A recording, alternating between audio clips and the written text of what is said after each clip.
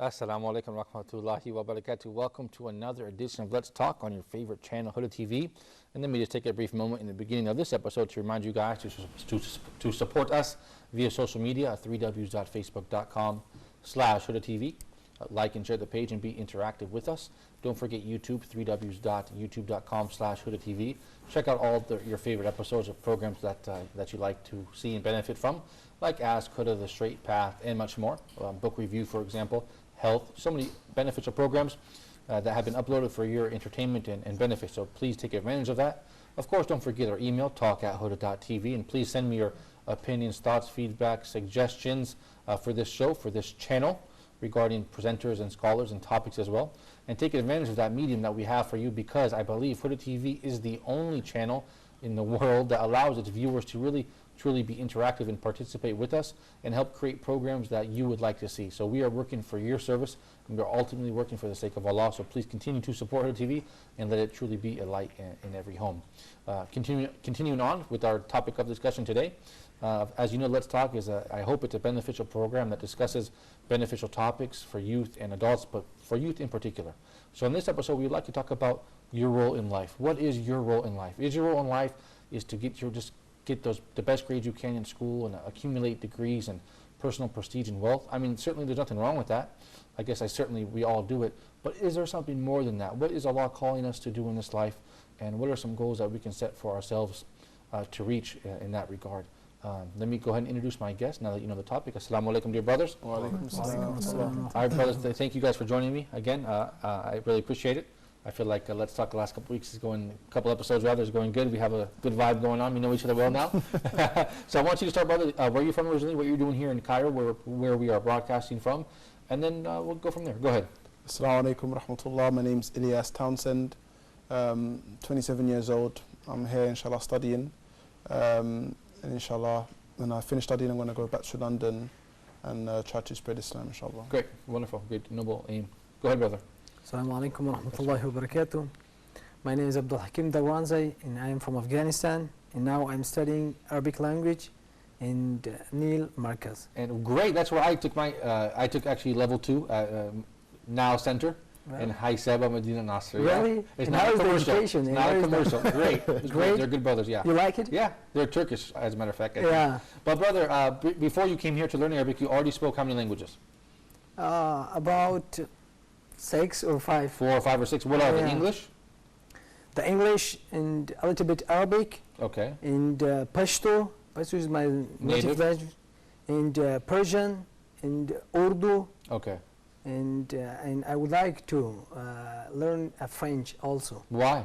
French because I love it. Great. Oh, and it's good. It's a good medium to introduce yourself to more people. Yeah. You can meet people from Guinea, Conakry, and a lot of African countries that speak French. Yeah. It's a good medium for dawah, inshallah. All right, great. Go ahead, brother. Assalamu alaikum. My name is Yasser Lashkar. I'm from Alexandria, 22 years old. I'm doing a Bachelor of Commerce from Alexandria University. And inshallah, this episode will be beneficial for people. Hey, thank you, brother. It's always a pleasure to have you. Thank you for being here. Thank you. Go ahead, brother. I'm Nazif Abu Bakr from Nigeria. I'm here to study at Al-Azhar University, inshallah, next year. Great. My ambition is to open a channel just like Huda TV. Or work for us. Country. Or work for us, be our correspondent down there in Kano State, where you're from, inshallah. That's cool. Yeah, great. But I want to ask you as well, how many languages, brother, did you speak before you arrived? Okay, so far 3 languages. Which are? My native language, Hausa, then Arabic, and a little bit English. Your English is great, brother. You shouldn't say English. You say fluently, mashallah. I forgot to ask you, brother, do you speak Spanish or any other languages? Okay. But your Arabic is strong, so that's good. Great. Inshallah. Inshallah. All right, you guys, let's go with, let's talk about our role in life. So I suppose life is, there's many distractions, especially facing young people. I suppose when you're young, I'm 31 now, but I remember when I was 21 and younger, you know, what I thought my role in life was, which was, you know, to be an athlete. When I was a teenager, I thought I wanted to be a basketball. I didn't think, I knew I wanted to be a basketball player. That I wanted to be a cool guy like I saw in the rap videos. Then I wanted to do this, I wanted to do that. So my role, I didn't know what my role in life was. When I became a Muslim, Allah clarified this for me. Thank God. However, many people are Muslim, although they are Muslim, unfortunately, this is not clarified for them. Yeah. So perhaps we can begin by clarifying what is our ultimate role in life. Jazakallahu khair. You know the famous ayah, in which Allah mentions, وَمَا خَلَقْتُ الْجِنَّ وَالْإِنسَ إِلَّا لِيَعْبُدُونَ. Allah says that He didn't create the jinn and the mankind except for ibadah, except for worship. So, if you like, the primary goal of every Muslim is to worship Allah and to enter into paradise. That should be like the head goal, you know. Right, yeah. But you see, the thing about the word ibadah is that Allah, He left it open. It's not defined, you know, strictly. Right. Because anything which is pleasing to Allah is an act of ibadah. You know, you smiling at your brother, act of ibadah, being good towards your mum, Right. you know, an act of ibadah. This even removing something harmful from the street, you know, picking up the Pepsi can that someone it's an act of ibadah, you know. Yeah. So I think this is an important topic because Allah, He created every single one of us as individuals. You know, we're all different. We all have different personalities. Yes, If you have twin brothers, they look exactly the same, Yeah. but their fingerprints are different. Yeah, You know, amazing. And even to some degree, their personalities are going to be different as well. Yes. So all of us, we're all individuals.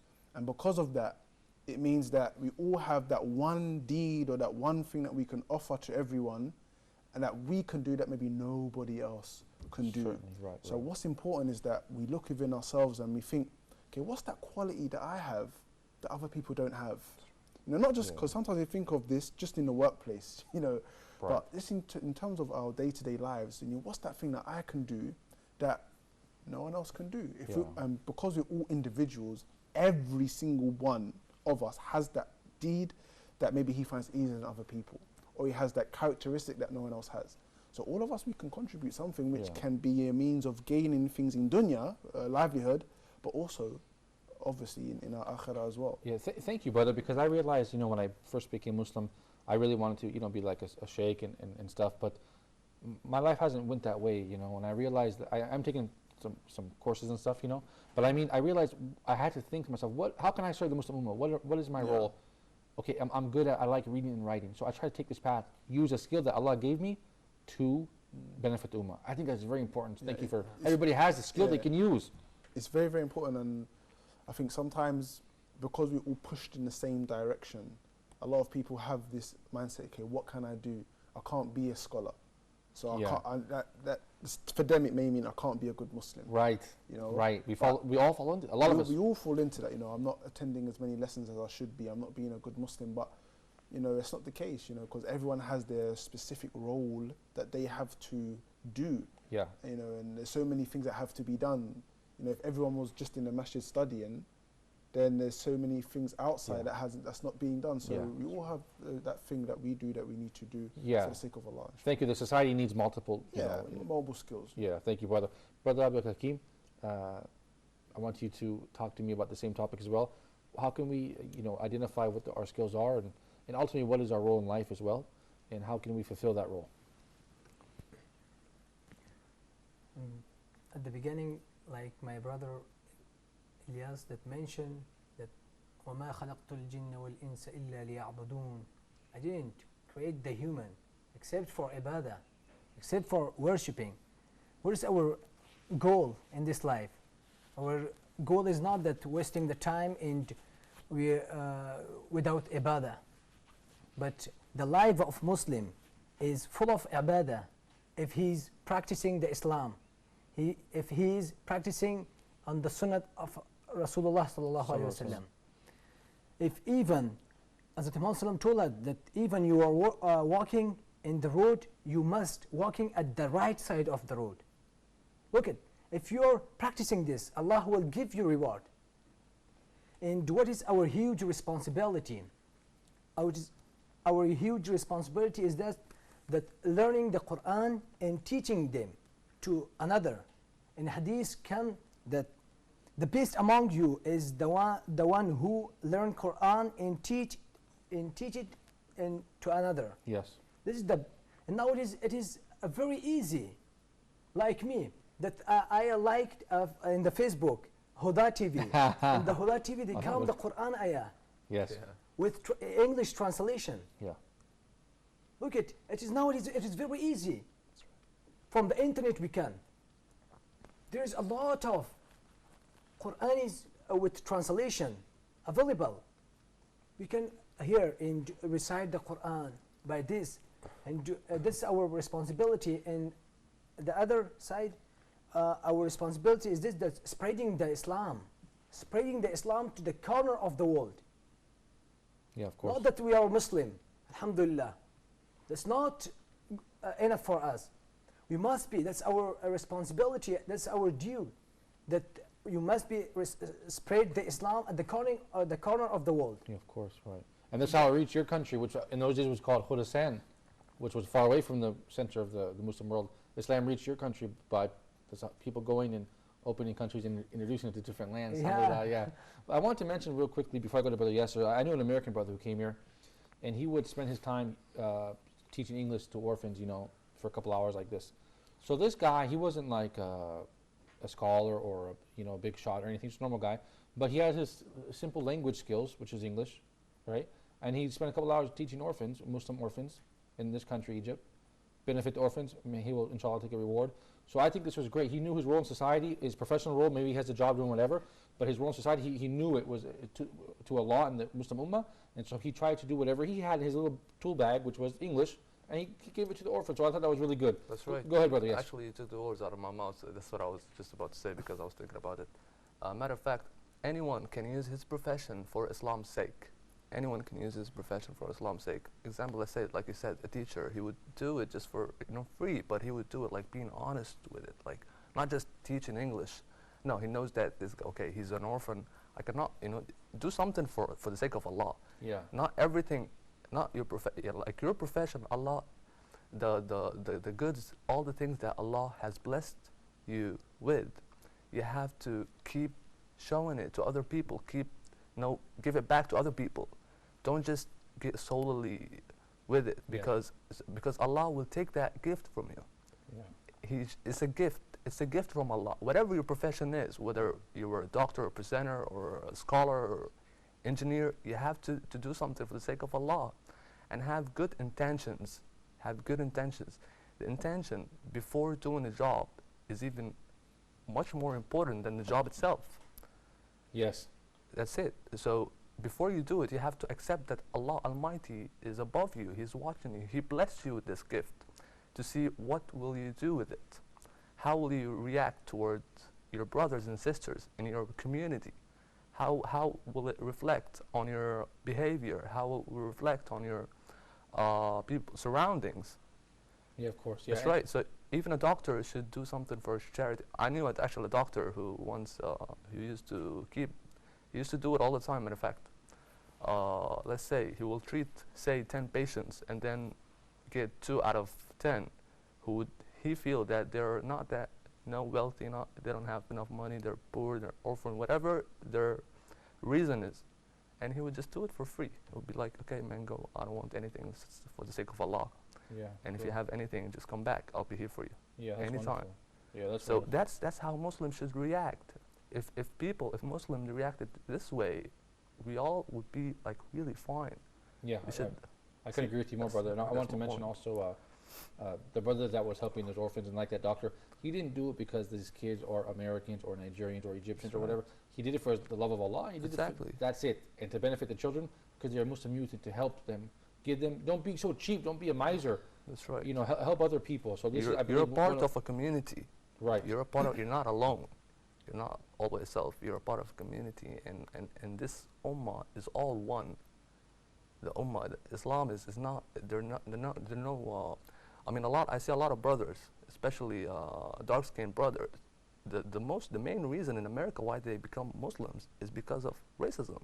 Right. They find out that, example like Hajj Malcolm X. Yes. Peace be upon him. By the way, he's a great man. He's a great leader, great man. Because one of the reasons he became a Muslim because he was facing racism in his place, and that's what he said to dark-skinned people in America. He said, I found peace in Islam. Yeah. We stand in the same line, a black man next to a white man, next to a poor man, next to a rich man. So that's it. Yeah, great. Thank you. Yeah, and I believe when he made Hajj, he saw this interaction between people. Yes, so this right. helped him. That's so may Allah have mercy on him. May Allah bless him. I think he was a great man, a great leader that hasn't really taken his right actually in society. Kind of history. He practiced his role. He practiced his role as a preacher. As a preacher, and he gathered the Muslim community, especially the Muslim after he turned Muslim. Yeah, right, yeah. So this is important. That's right. Yeah. And we only have a couple minutes before the break, but I want you to introduce yourself and give me a couple of thoughts before this on this topic, then we'll go to the break. Go ahead, brother. Okay, as we know, unquestionably, Muslim Ummah is going through a difficult situation now. So, if there is a time that everyone is required to play his role commendably well, this is the right time. I'm sure if everyone has played his role as he should, we can minimize the level of dilemma that we are in. Yeah. For example, at school, everyone has his own part to play. At school, we want a Muslim student. Yeah, he's a Muslim, but we want to see that Islam in his action. A Muslim doctor, a Muslim lawyer, whatever job that you do, try to put Islam, try to imply Islam in that job. Yeah, thank we you. can see a large number of Sahaba due to their short lives, but if you take one of them as an example, you can see he's a Ummah himself. Yeah, thank you. We're going to take a short break, and real quickly, Okay. people come from different places and backgrounds, they bring different things to the Ummah. I believe Salman, the Persian, was the one who bring the idea of digging the trench, because he said the Persians used to do this, it was a trick of the Persians, a technique, Really? and he bring it, and the Prophet ﷺ welcomed that, and it was effective for them. Really? So I think it's important to bring the skills that you have to benefit the Muslim Ummah. You guys at home, stay tuned for more of that talk. We're going to continue talking about your role in life, and I know it's a big topic, so stay tuned for more.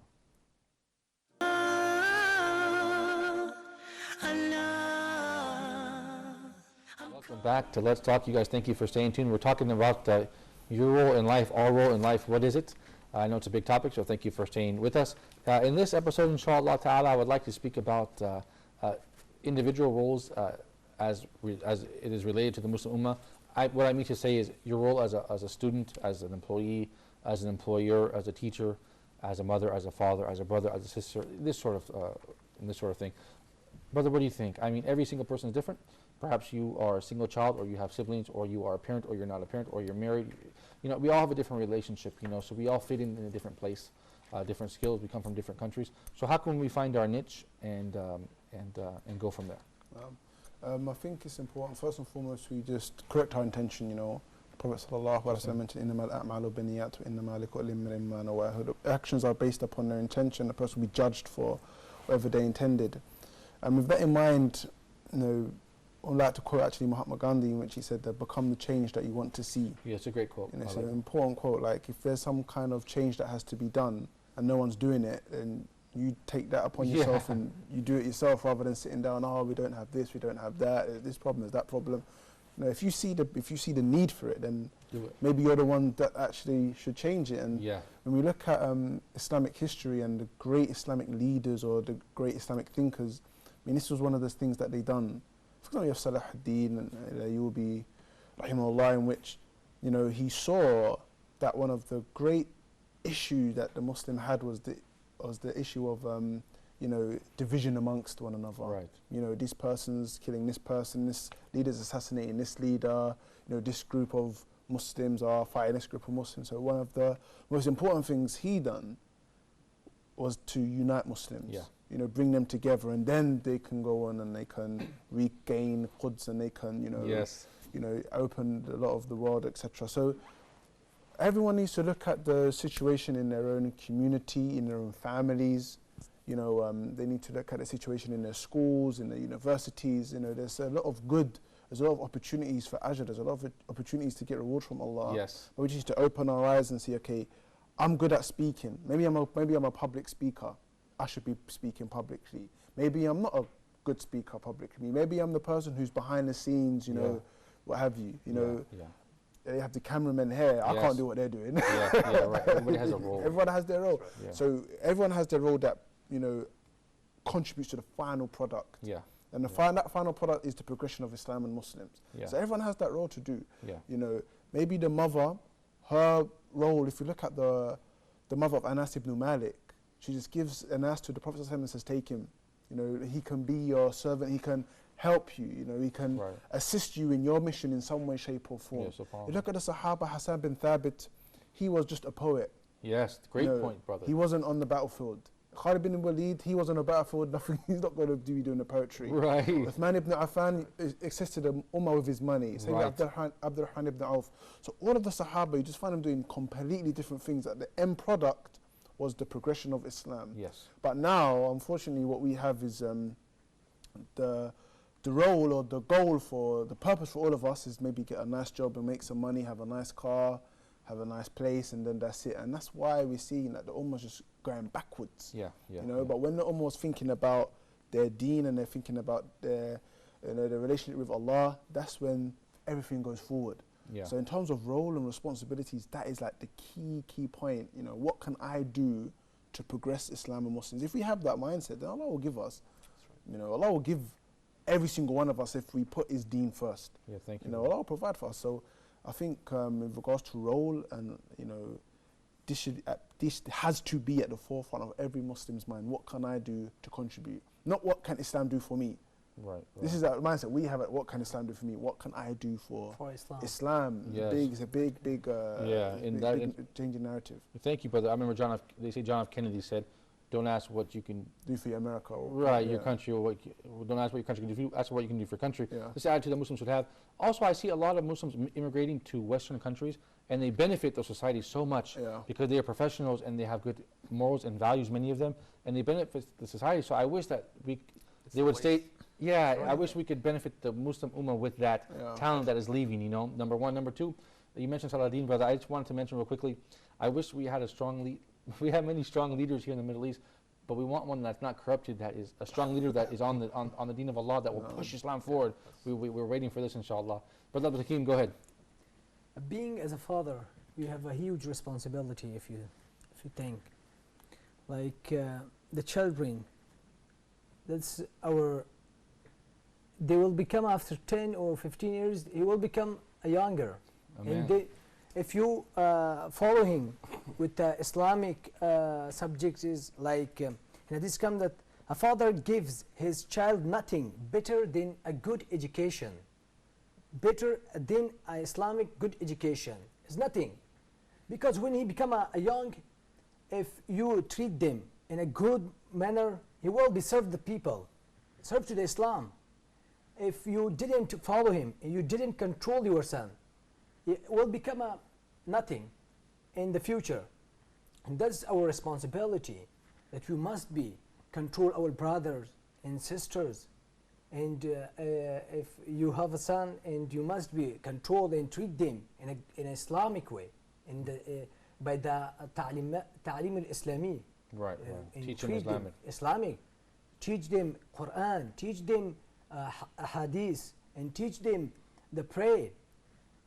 Yeah, this is our responsibility. Thank you, brother. And I think that we should try to think of ourselves as like a vessel, that we are simply just working for the sake of Allah, just trying to transfer the skills and knowledge that Allah has granted us with, whatever they are, even if they are humble, to another person, our children, other Muslims, to help for a collective goal. Because of course, this life is much more than just eating, drinking, working, and dying. I mean, we have a bigger cause here. And I think it's important to remember that, because sometimes perhaps we do forget that as Muslims. Brother Yasser, go ahead. It is important. Actually, as a matter of fact, a good point, by the way, brother. That was about that even if you're a father, you have a role towards your children. You have to teach them right. You have to raise them right. Why? Because later on, after 40 or 50 years, after a whole generation, this man will represent what was before, the manner that was before. So you have to raise him in a manner that this man will be very beneficial for Islam, for the Ummah, for Islamic Ummah. It's the base. It's not just the father. It's the father and the mother, both of them, both parents. Why? Because it's the structure of the whole. Islam is not about the whole structure. It's based from the structure of family. Yeah. Father and mother. That's all. The way they raise their children. And actually, I was in a microbus going from Cairo to Alexandria, and I had a passenger sitting right next to me, and we had a talk. So I found out that he's a doctor, he's a professor in a university. So we had a talk, and I told him, like, I was in this country and I worked in this job and I'm doing this and I did that. So he was like, okay, the problem is, so what do you think? I was asking him, as an old man, as someone who's with experience, exactly. I was like, Okay, what do you think? What do you think that it's good to leave and go, let's say, for UK or whatever, or Wales or America? And he was like, you see, that's our problem. Yeah. That's our problem. The brain drain. Exactly. We have great experience. We have great people with great knowledge, and then they will go leave Arab country, Muslim country, and then they will waste their whole life benefiting others, while you can just benefit Islam, benefit Muslims. Yeah. So that's a big waste. Brother, when And he actually he convinced me. He had a good impact on me, and I was like, man, you did it. You changed my mind. Like that's all. I saw a program, you know, I forgot. I think it was an American program called 60 Minutes. Oh. They were in India, Okay. and the government of India, they were saying, we're so frustrated. We have paid for the education of all these doctors, and they just go to America and they serve another country. They call it the brain drain. That's So right. now we go into different countries like America or Europe or whatever, countries that are at war with us, basically, with Muslim lands, Yeah. and we are benefiting them. So That's right. may Allah help us, you know, secure. You see, that's another problem. I'm sorry to interrupt. That's Go ahead. another problem. Why? Because in your country, in your own Muslim country, you won't get really appreciated for your knowledge. Right, See, right. that's the main problem. Yeah, See, right. we have to go back to the root to Yeah, obviously there's a problem, that's why they're leaving. But I That's mean, right. I really hope we should all just make dua, everybody, to let the Muslim lands achieve prosperity and stability and become leaders of the world again. Ameen. And not the opposite, you know, as we are following behind now. Brother Nadif, go ahead. Okay, the suffering of brain drain is not only peculiar to Arab countries alone. Muslim Ummah in general is suffering from brain drain. Yeah. Yeah, because we don't appreciate people with some special talents. And also there's another problem. People or a person has something to offer to his community, but due to the feeling of inferior conflicts, they say, oh, Yes. I have nothing to offer. There are great people out there. Yeah. They will do it on my behalf. No, you are part of the community. Be part of the solution, don't be part of the problem. There was a little story of a guy who, in Nigeria, when you graduate, you have to go to something called nation service. Yes, yes. In Arabic they call If it you're from north, you'll be assigned to the south. I like this idea, by the way. They call it in Arabic Hizmet al-Waqt. Yeah. So while this guy was there serving his nation, some people had a quarrel over money, and he solved the problem by paying that money. And during the night, a woman came to him with her daughter. Said, "Oh, I offer you my daughter, so that she can sleep with you as a reward for what you did yesterday." He said, "Wow, this is against my religion." He said, "Wow, please tell me about your religion."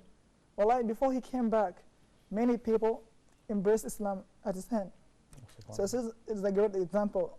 Everyone, whatever situation you are in, you have a part to play. Yeah, thank you. I certainly Yeah. appreciate it. And I hope that perhaps in the next segment we can talk about how our roles do change, actually, because how do your roles change as a young man, as a teenager, as a young adult that's not married, as an adult, as a professional, many different aspects to roles that do change over time. I think it's important to address that.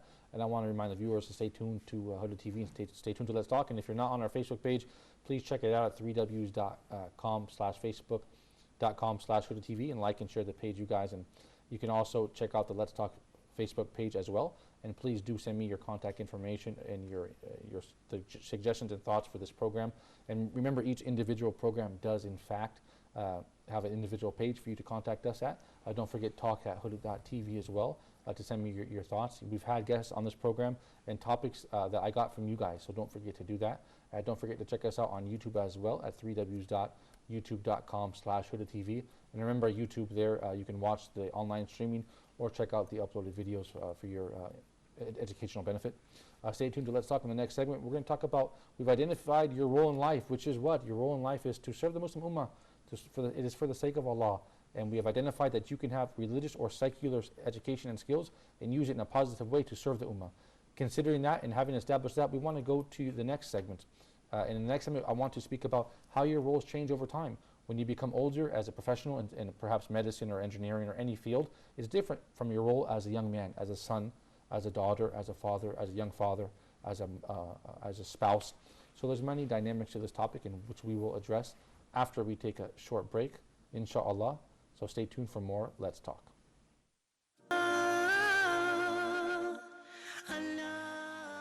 Welcome back to Let's Talk, you guys. I want to talk in this segment about how your role in life changes. My role in life has changed from a teenager with no responsibility, living at home, to a young adult, as a college, university student, to as a graduate, as a single adult, as a married adult, as a father, as a spouse. It definitely has changed over time. So accordingly, my role to the Muslim Ummah has changed because I have a different set of responsibilities and a different set of experience and skills. So let's talk about that as well, brother. How has your role changed over life as being a student of knowledge, as being a father, a spouse, a husband, a son?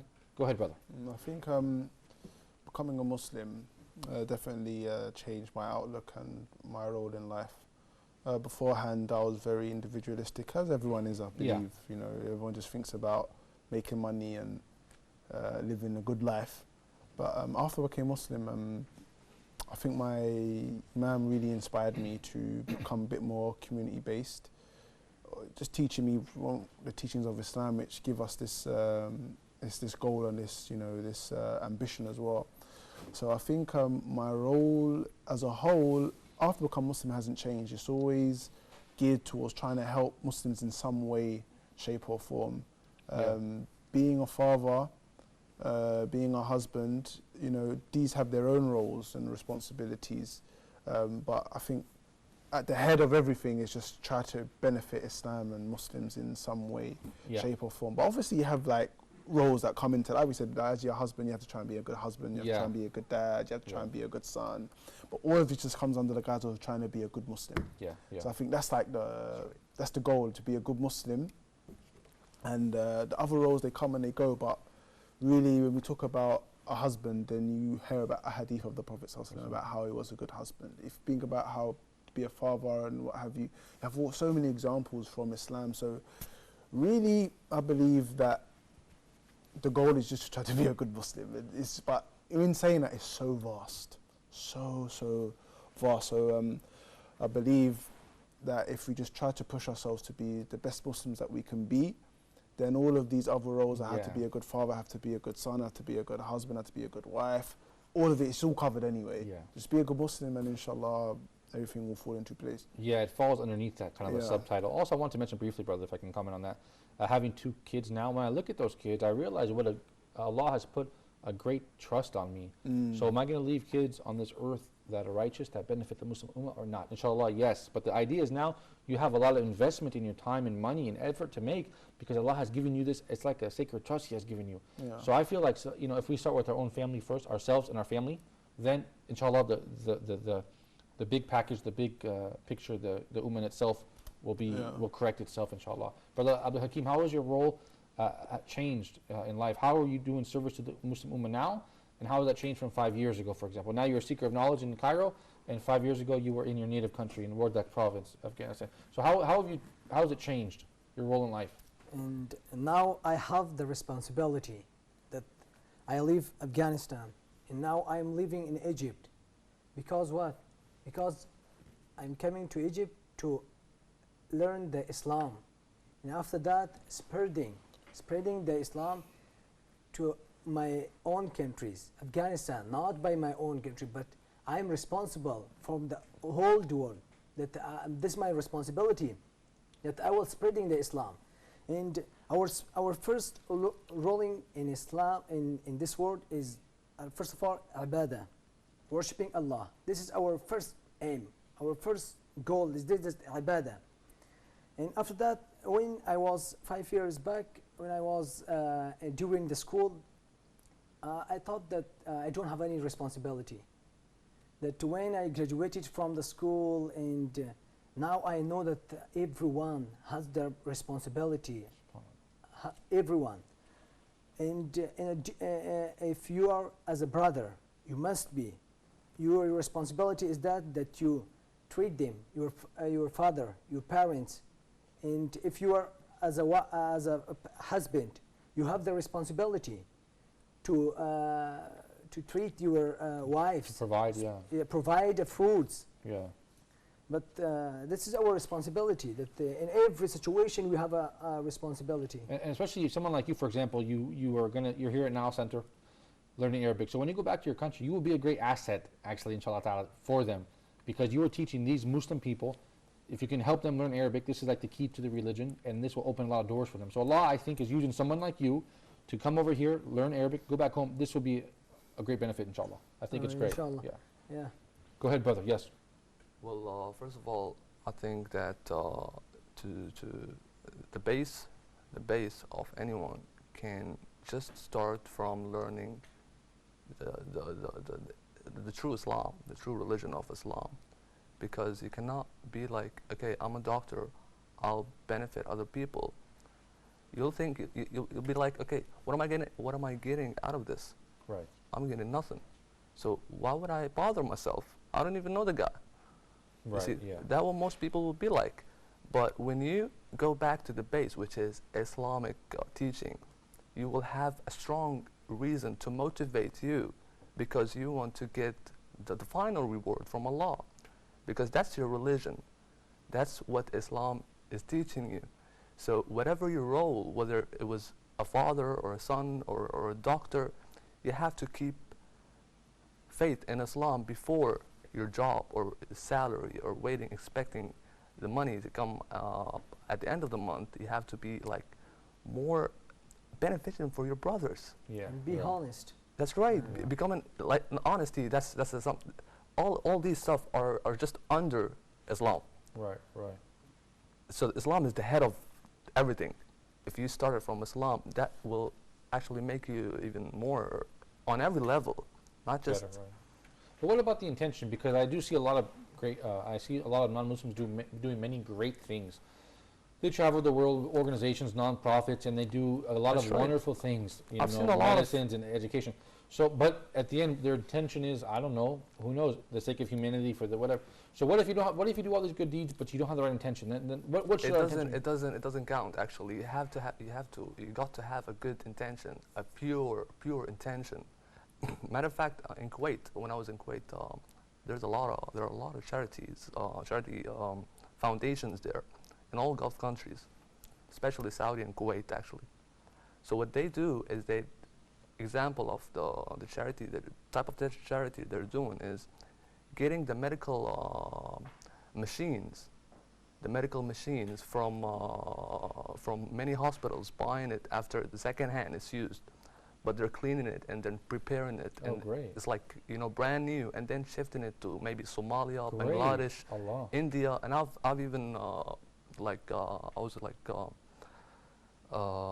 observing the whole thing, you know, saying like, okay, put this one in this container, and I've seen Really? a lot. Yeah, I was in this business for a Yeah. while, because actually that's what my father does. So Oh, great. so he was trying to teach me this, but I was not into it because I was more into translation and English. And even after I learned that, all I did, the first thing I did, the first job ever I did in translation was just for the sake of Allah. I mean, it's not like I'm bragging about it, but I'm just like, it's Yeah. maybe setting an example. Yeah. Yeah. You Thank have to, exactly. I'm not expecting any money out of it. Yeah. I just translated a whole book just to benefit other people, because I saw a lot of wrong ideas. So you have to change them any way you can. Right. Right. And by doing something positive like this, you benefit yourself because you benefit your heart, right? It raises your right. iman, doesn't it? That's right. That's right. But the thing is, your role, you might think that your role might change, but that's all right. Priorities, they do Yes. vary. They Yeah. do vary depending on your age, maybe, your situation, where you are, how you are. I mean, Yeah. okay, Changes, yeah. but it's always based on Islamic studies. You have to keep Yeah. yeah. that first Yeah. Thank you. for brother. anything. Wonderful point. Go Thank you, brother. Go ahead, brother. Brother Nadif Abu Bakr. Continue, inshallah. Okay, I'm deeply indebted to humanity at large because I spent a large portion of my life aimlessly. So I don't have any role to write home about. But now, inshallah, I'm planning, inshallah, to pay back what I did.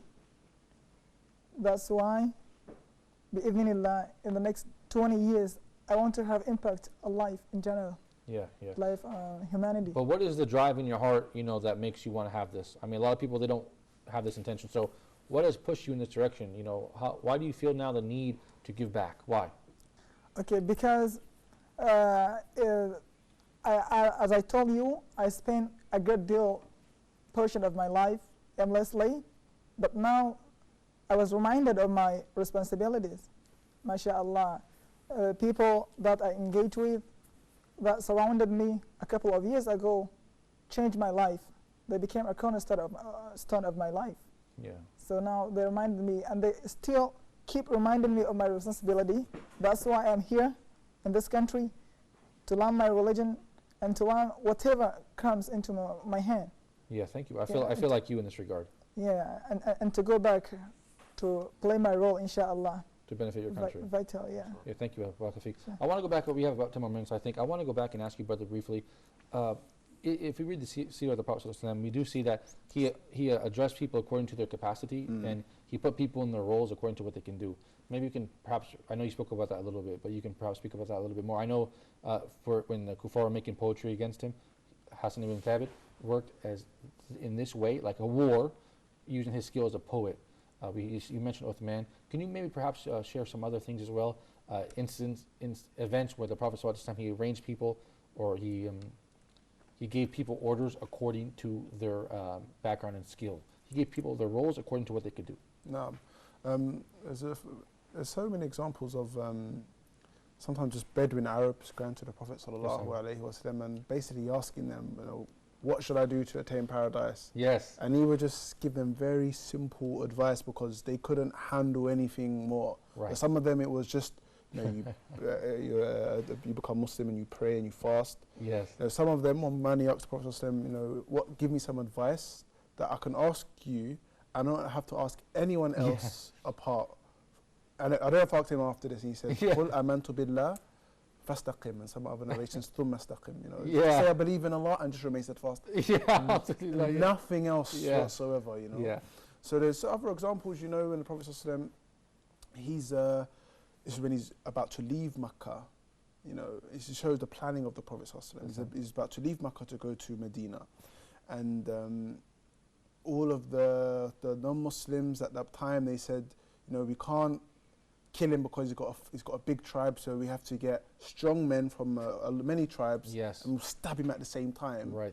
And so after that, his tribe, they can't fight back, so they have to accept the blood money. Yeah, right. And at that point, the Prophet ﷺ, he gets Ali bin Abi Talib to lie in his bed and hide, and pretend he's the Prophet ﷺ, because Ali couldn't do that. Because he was courageous and brave. He's courageous, he's brave, he couldn't do that. Yeah. And then as he's going out, he gets like a guide to take them on a route to Medina that no one else would know. Yes, so this guide, he has that role as well. And as he's hiding, he has Asma bin Abu Bakr to bring the food to the Prophet ﷺ. And then he gets the son of Abu Bakr to hide the tracks and go back to Mecca to listen to what the people are saying. So it's just giving everyone a role according to their capacity. Their role to play, and something that they can actually do. So when we look at the life of the Prophet, it just goes to show how much planning and how much role giving he gave to people. And Hassan bin Thabit is an amazing one because when it came to fighting, for example, in the battle of the Khandaq, in the battle of the ditch, which you mentioned earlier on, he was with the women.